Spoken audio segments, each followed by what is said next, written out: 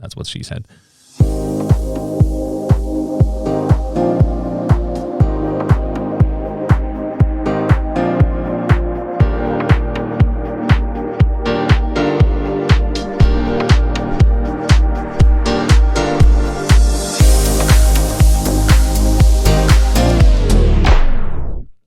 Hi guys, what's up? This is Mac from the Wi-Fi Ninjas, and today I will be testing Aston Stealth microphone for you.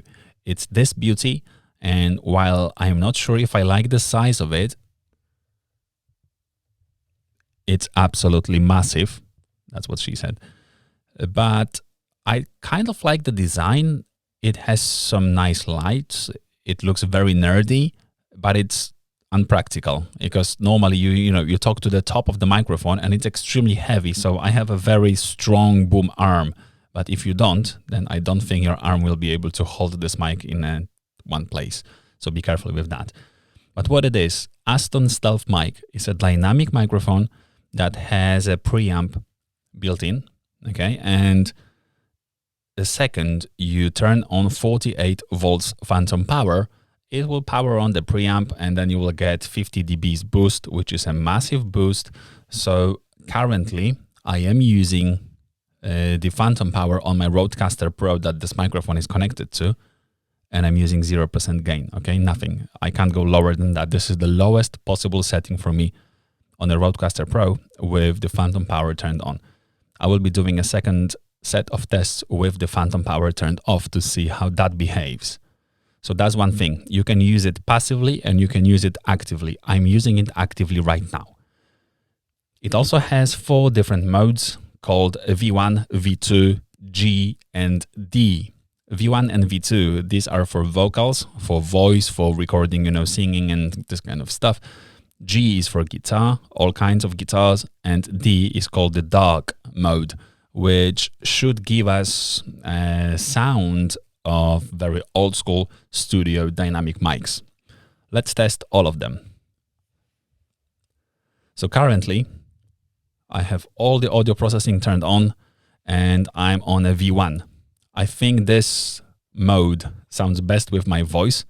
So let's test the distance, how it behaves with a different distance between the mic and my mouth on this mode.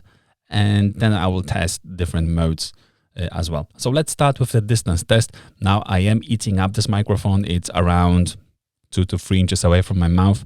I think it sounds very good.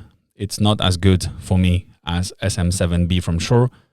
It's not as good for me as the condenser mics from Rode, I think. So probably I wouldn't pick that up myself, but I will let you to be the judge of that. So this is proximity effect as good as it can be connected to the Rodecaster Pro. Now I will put it around 15 centimeters away, like 6 inches away from my mouth.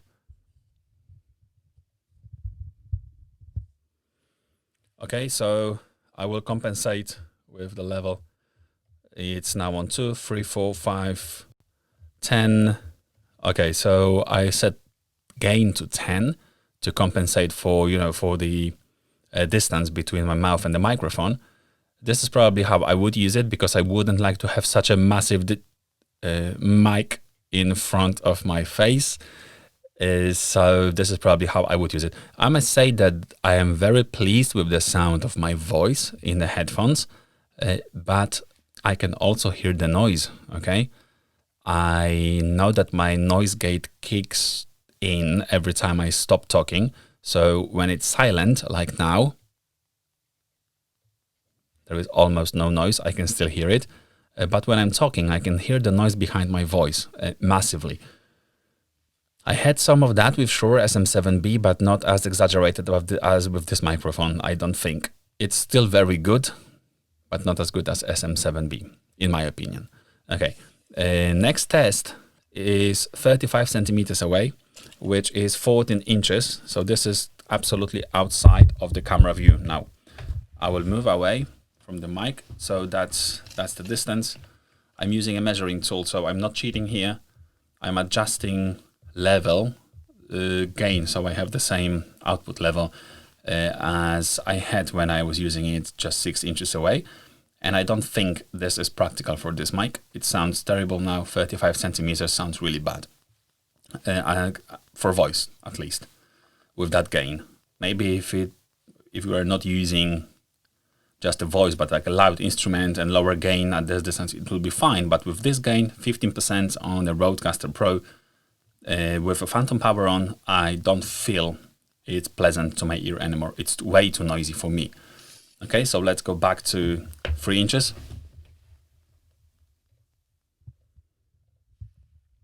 I've adjusted gain back to 0%. And let's test how this mic behaves with cancelling the background noise from the sides and behind the mic.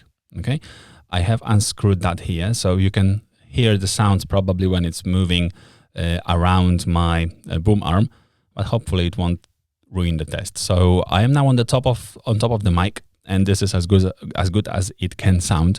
I will start rotating the mic to the side, and now I'm talking to the side of the mic, and now I'm talking to the back of the mic, and I will be rotating it back.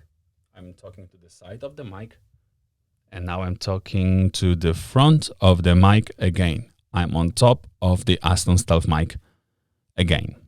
Okay. Next test I wanted to show you is how it sounds with the audio processing turned off on a Rodecaster.